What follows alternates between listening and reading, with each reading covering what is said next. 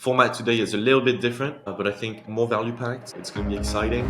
The potential TikTok ban in the US. TikTok Shop is launching by end of this month. Dude, TikTok is the top e-commerce platform with $12.6 billion in revenue. That's a madness. I think people don't realize how international TikTok actually is. It's leveling the playing field. It's breaking down obstacles with expanding to new markets as well. It's such a powerful tool if you know how to use it. It can transform your life. That's what it did, for us. We're going to talk about the key TikTok news and trends. We're going to give you some of our hot takes on various bullet points, what we see at TikTok, how TikTok is impacting e-commerce brands, strategies that are working for our clients, the news and trends.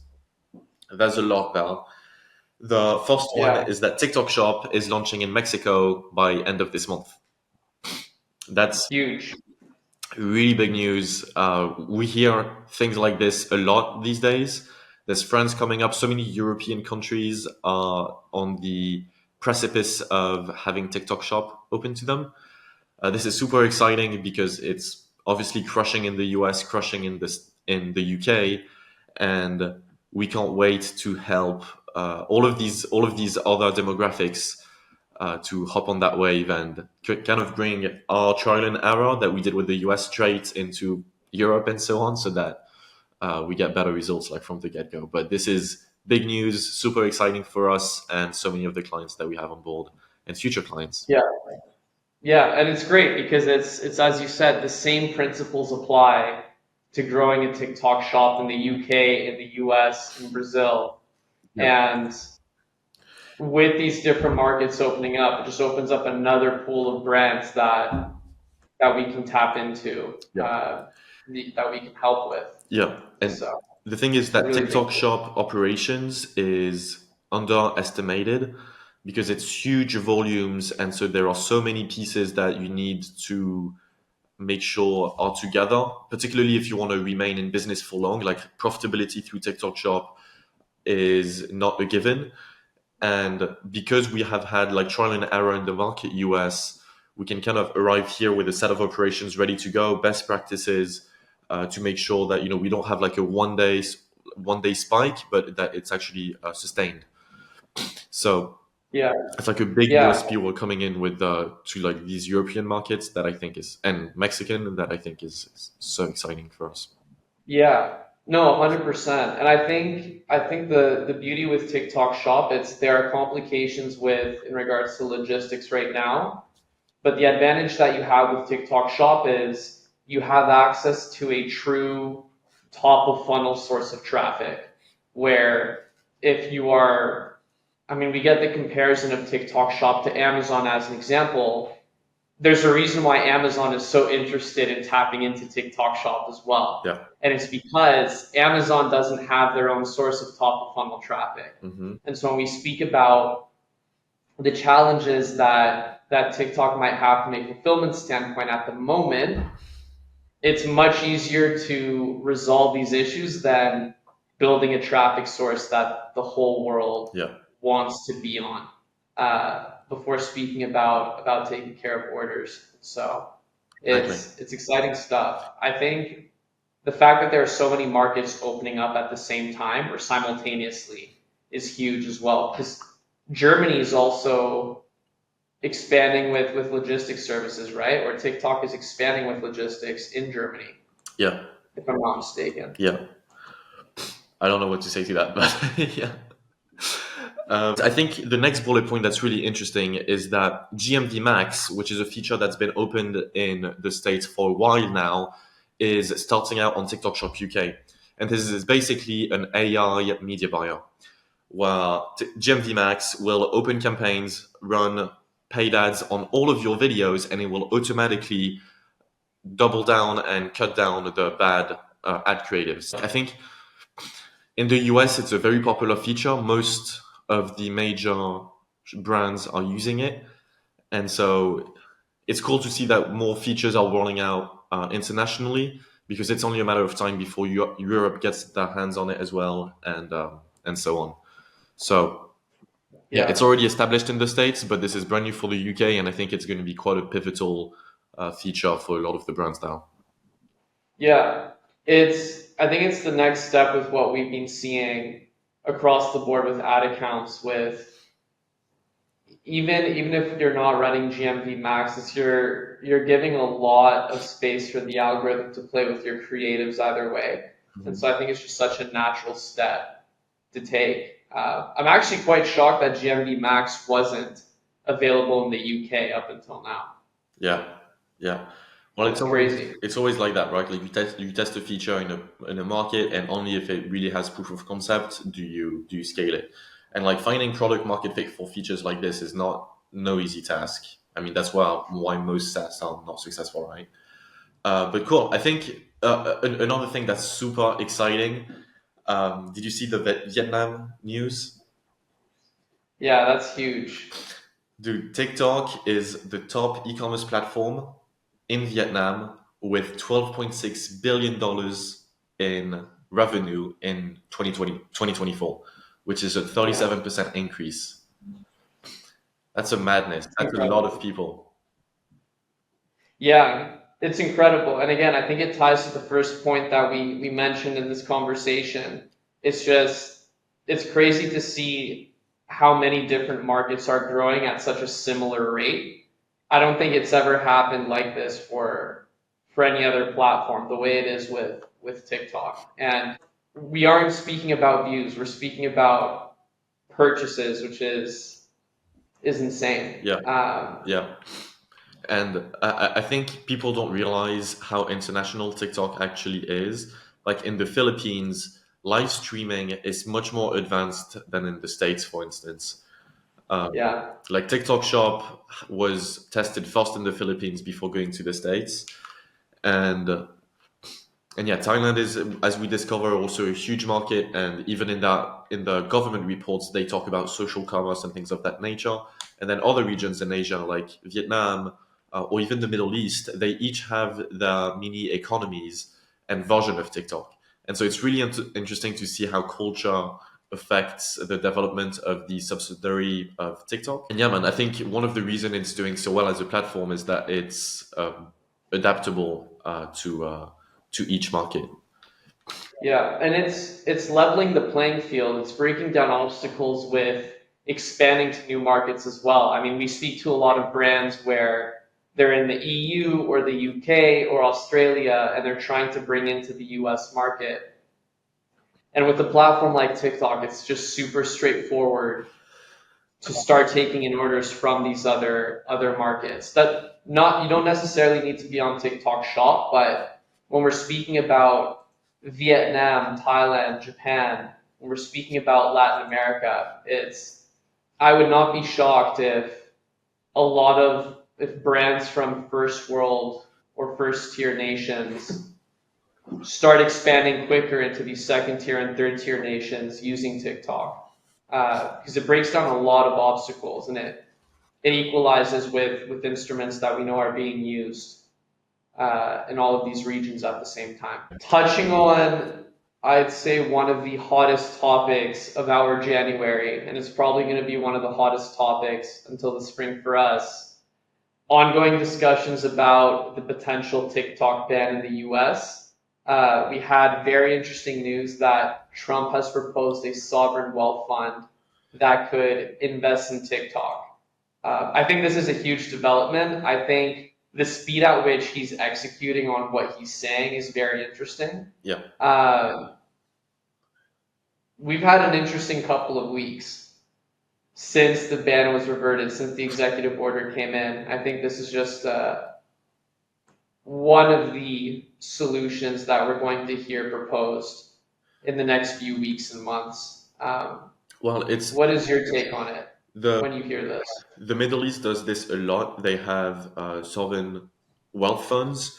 One of the biggest one is in Saudi, and they invest billions and billions internationally, and it allows them to build leverage. And I think Trump sees that and wants to have a similar model because he has already expressed his desire to own a portion, like for the government to own a portion of TikTok that would align everybody's interest. And right now, there are a lot of talks about Oracle potentially buying the TikTok US branch. and managing the servers, the updates, and etc., while the government has a piece of the total pie. So it's still to be determined. Actually, a deal is to be negotiated in the next 30 days. So by the end of the month, we'll know how it plays out. But right now, the assumption is that Oracle, with some investment by the government, which I think is great news. Like we're literally going from TikTok being banned to now TikTok partnering up with the government. Like we couldn't think of a better partner, right? So this is very promising news, and we're excited to keep everyone updated with how this unfolds. How TikTok has helped the global economy. Oh yeah, it's interesting to see the situation in the US roll out the way it is, because this situation, while again we see TikTok expanding with fulfillment services in a ton of different countries, we see a ton of different countries leveraging TikTok as their main channel of e-commerce. I think it just, all of this is contributing just to the overall impact that TikTok is having on global commerce, which we speak about these things, about these numbers, $12 billion, 37% increase, Mexico opening up TikTok shop. And I think for a lot of people, it's very hard to extrapolate or to visualize what that actual impact is like. Mm-hmm.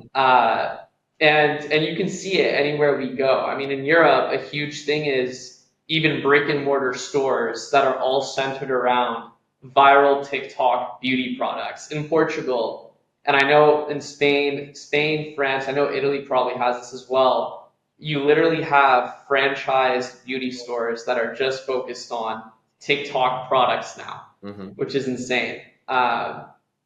When I was in Brazil, one of the biggest ways or most common things that you would see walking into, whether it was fashion, jewelry, or beauty stores, or nutrition for that matter, were QR codes to get onto the TikTok profile of the brand and get onto the shop.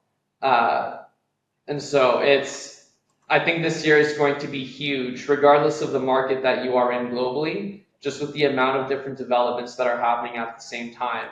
If before it was impossible to avoid TikTok as a brand, this year I think is going to cement you not being able to operate without at least having a look at TikTok and exploring different instruments for your brand.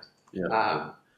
And like you said many times, it creates that playing field for everyone to compete on. Like the barrier to entry to get on TikTok is almost non-existent, apart from localization, because the market in the US might be more favorable than the market in Finland. I don't know. However, we are still, because TikTok is doing a great job at expanding globally. It opens the doors to so much of the world population to this opportunity. In my opinion, this is how you build leverage in today's economy. It's such a powerful tool. If you know how to use it, it can transform your life. That's what it did, for us. And we see that opportunity now being given to people to Africa and Middle East and so on. So more people have now access to these tools, and so it's likely that we're going to continue to see a burst of the creator economy in these new regions. And this is why we have continuous growth year over year. Like 5 years straight, like TikTok has been on a rise like that. So and and to your point, I think, because we're talking a lot about the impacts that it will have on brands and on businesses and creators, but even just for the consumer, it's globalizing, or it's giving the consumer so much more choice, or shedding a light on the amount of options you truly have for any product you want. Being in Dubai, we see this a lot, where if we went to the Dubai Mall, for instance, you have every major chain or every major brand from Asia, Europe, North America, Latin America. You have every restaurant chain that you can think of from any region of the world. And we're effectively starting to see that on TikTok, where because of this level playing field, to your point, if I'm a brand from Indonesia and I'm going viral in Asia, yes, I might have not done something in the US market, but I now have so much brand equity and I have so much insight on how I could potentially gain the same amount of traction in the US market. Maybe I need to tweak my content strategy a little bit just so I make sure it makes sense from a cultural standpoint. But I'm not starting from scratch now. I have all of this equity and hype that I can bring with me, Yeah. which I think before it was much more expensive and much more costly from a time perspective to hit the same amount of traction Yeah. in new markets. Speaking about TikTok Shop, because there are tons of instruments that, I mean, to me and you are super elementary or super basic. It's like very common knowledge for us to understand every tool on TikTok Shop. What are what are some of the instruments that or features that any brand coming into 2025 needs to be leveraging if they want to scale on TikTok Shop? Yeah. So Calodata is one of the best softwares, in my opinion, when it comes to research and content inspiration and more. But like previously said, for I think the platforms that people are going to use to manage creators, you want to have that on create on.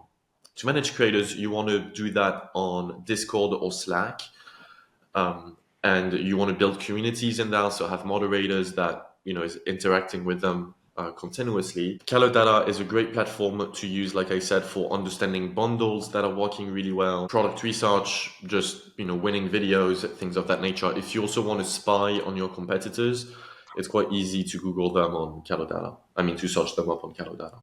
And then obviously we have GMV Max, which is a game changer, because to succeed on TikTok Shop, you're going to need to post thousands of videos. And for traditional media buyers, this is overwhelming, right? To test 1,000 creatives, and then if you have one that does well, you need to tweak that creative 100 times before you really make gold out of it. And so GMV Max is having this option now where it will do the initial testing on its own of the 6,000, and then the ones that you like, the ones that money is being spent on, you can make variations of that because that's your winning creative out of all of the 6,000, right? So GMV Max allows TikTok teams to reallocate resources they would normally spend in media buying back to making more videos. So it's really like volume that TikTok wants you to do. And I love this approach because it really puts the creators first. And I think with such economy, it can only benefit everybody. It ties back to everything we've been saying this entire conversation. These are all tools where, if done properly, working, if you do each tool properly and you execute on each tool properly, and you're doing all of these tools in the sense to have each of them as part of the system, then there really isn't anything stopping you from seeing really interesting results really quickly. I think the only caveat to these instruments is everybody tries cutting a corner trying to explore these instruments and they don't execute properly. And that's effectively the source of all failure that we see on the channel. Mhm. We're very confident that TikTok is here to stay in the US.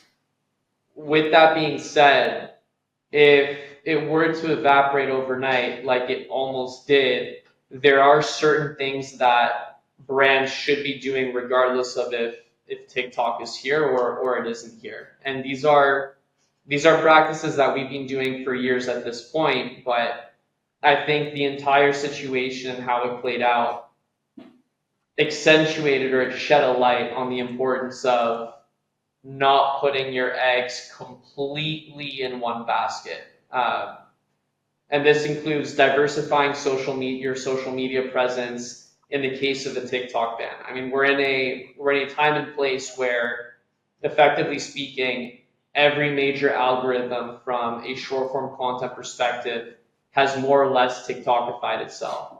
And so if you are gaining traction on TikTok, you're shooting yourself in the foot by not cross-posting or by not putting these videos into different placements, both organic and paid. Because we've seen for the past, I'd say, 18 months now, the amount of brands that have told us that their best performing meta creatives are TikTok videos is pretty much 90% of the teams at this point that we speak to. It's also just another thing that we've noticed with a lot of teams is just staying up to date with changes, with pieces of news that come out from a regulatory standpoint, just being malleable to this. We saw a very interesting point or situation play out even on Meta earlier this year, where for a few different sub niches of businesses, you're not allowed to track a purchase event anymore. And there were so many wellness brands that were not aware of this change, which is shocking, but that's the case with a lot of brands where we're either disregarding the importance of these regulatory changes or we're not taking any pieces of news seriously, and then a channel either gets banned or there's a huge change in how your business is allowed to operate on these. From the standpoint of being malleable or being adaptable, are there any tips that you think brands should know when they're looking at diversifying their content strategy?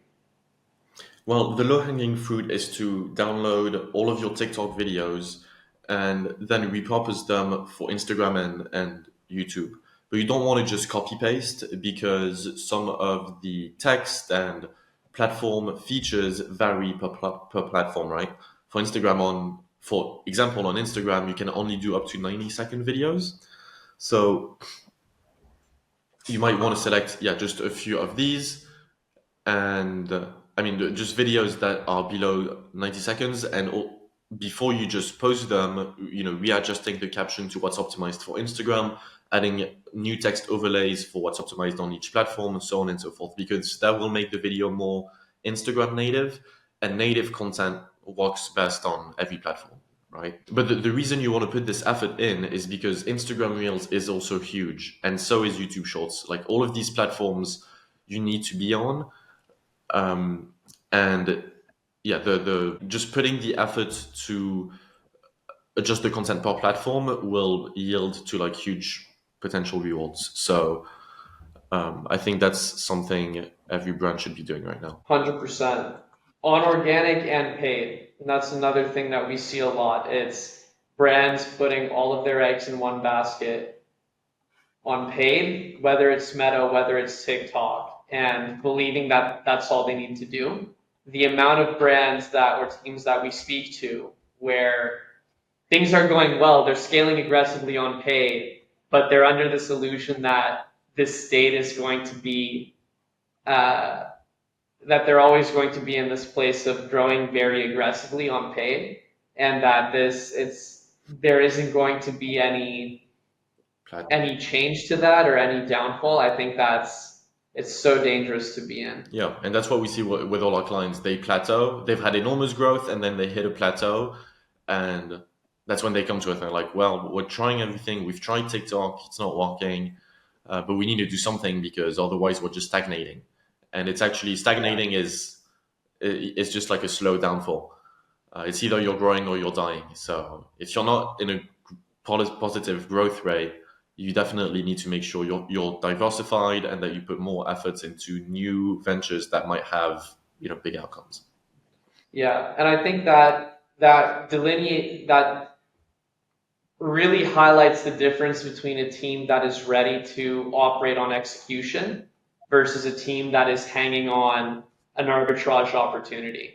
To your point, where you may have a product that is hot for this season, and the market conditions are perfect for that product, and you have the right offer for the right product at the right time with the right amount of demand.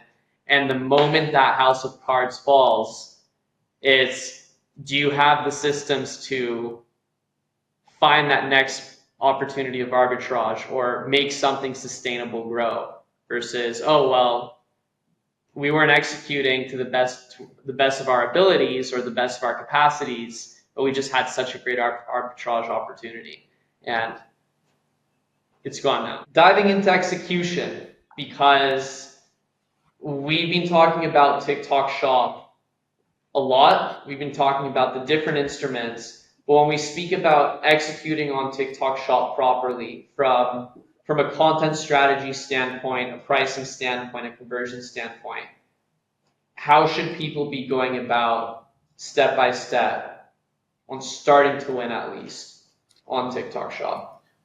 Yeah, when TikTok Shop is thrown around as a key term a lot, but people don't realize the logistics it takes to keep that machine going. Because you need to put out so much content, like we've said many times. We're talking hundreds, if not thousands, of videos every month.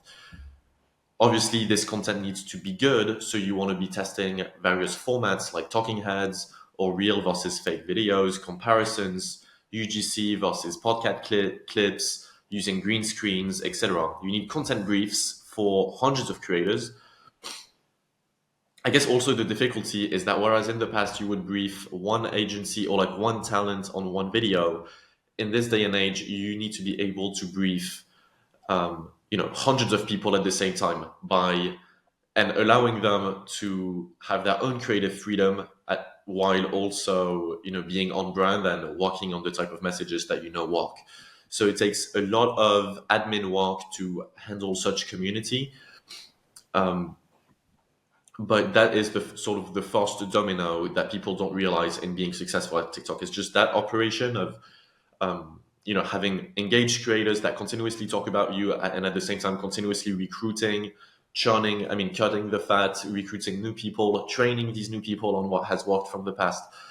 It's like a big circle that needs to be continuously oiled. And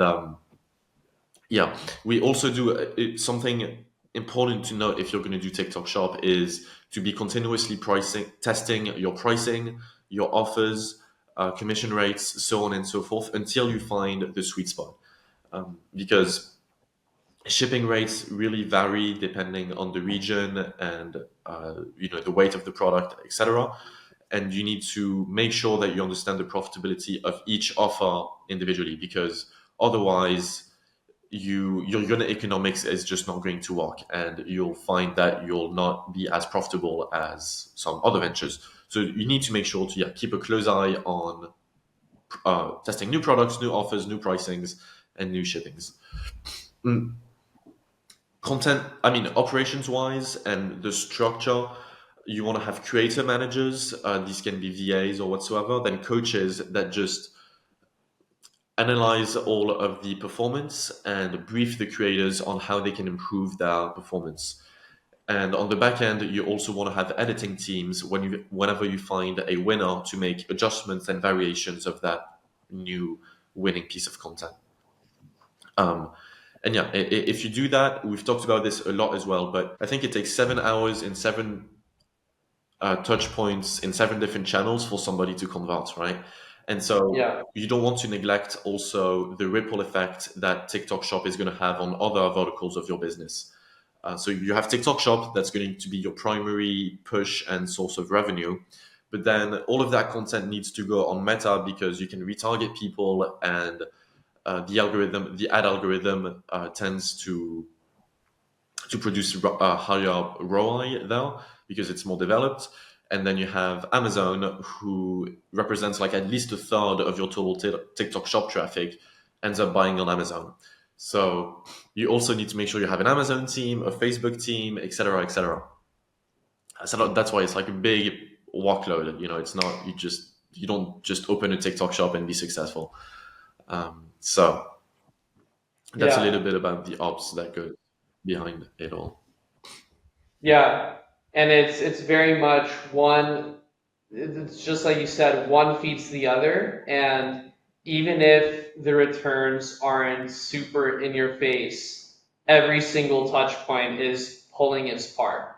Maybe you can't track it to 100%, 100% accuracy, or you cannot track where the final conversion is happening, or you're debating different attribution models that you want to leverage. But at the end of the day, these touch points are necessary, and it's only going to get, the steps involved in getting to that final conversion are only going to increase as the overall skill level of each brand team increases. It's a few years ago, you just needed one creative on one platform. Then that changed. Then you needed multiple creatives on a platform. Then that changed. Now you have, to your point, TikTok Shop, that's going to be your main revenue driver, but then all of these dials are going to be actually contributing to TikTok Shop and any other purchase experience that you have. And it's a necessity. It isn't an option to do this. This isn't extra. It's an exciting, it's an exhilarating, and it's a very unique time to be in this space. Yeah. Whether you're on the brand side or the agency side, as ourselves, it's an art with a lot of different moving pieces. 100%. 100%.